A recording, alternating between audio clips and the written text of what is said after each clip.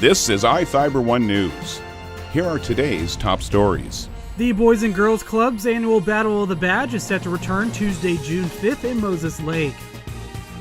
Festival and concert season at the Gorge has finally arrived. Here's one way to get rid of your old farming equipment. Thrash it in the Lynn Combine Demolition Derby.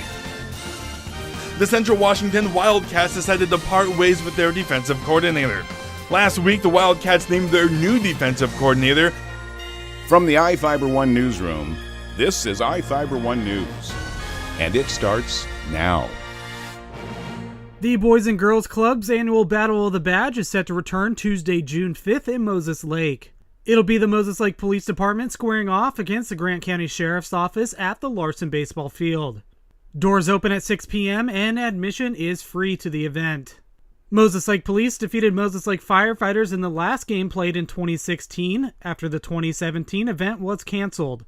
Along with in-between inning entertainment, people can check out emergency vehicles on display and get clocked on a radar gun to see how fast they can throw. Organizers say the concession stand will also be open during the game. Proceeds from the event benefit the Boys and Girls Clubs of the Columbia Basin. This is Joe Utter for iFIBER 1 News. This segment is brought to you by Change doesn't have to be complicated. With a low-profile microwave hood combination that's ready to install right out of the box.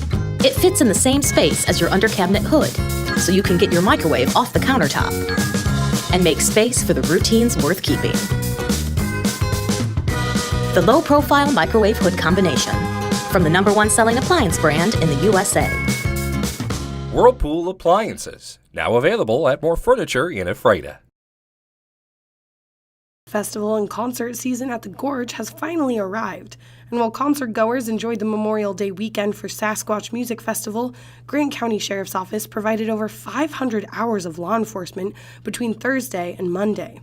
Over the course of those 4 days, the Sheriff's Office dealt with 1 assault, 7 thefts, 5 narcotic violations, 3 trespassing complaints, and several intoxicated persons.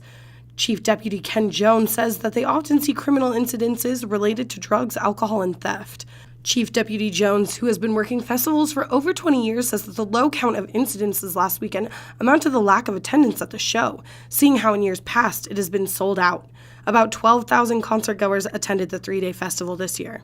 Overall, Chief Deputy Ken Jones said it was a very good weekend and the folks that attended Sasquatch 2018 really enjoyed themselves.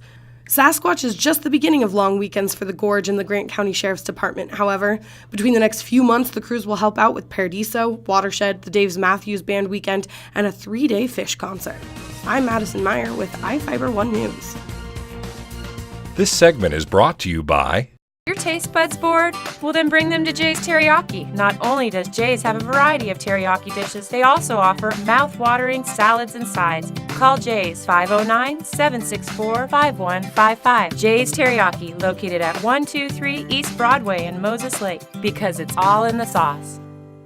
Well, here's one way to get rid of your old farming equipment. Thrash it in the Lynn Combine Demolition Derby. The 31st annual event is slated to happen June 8th through the 10th. Competitions within the event include demolition derbies between cars and trucks, truck races, grain truck races, and soapbox car races.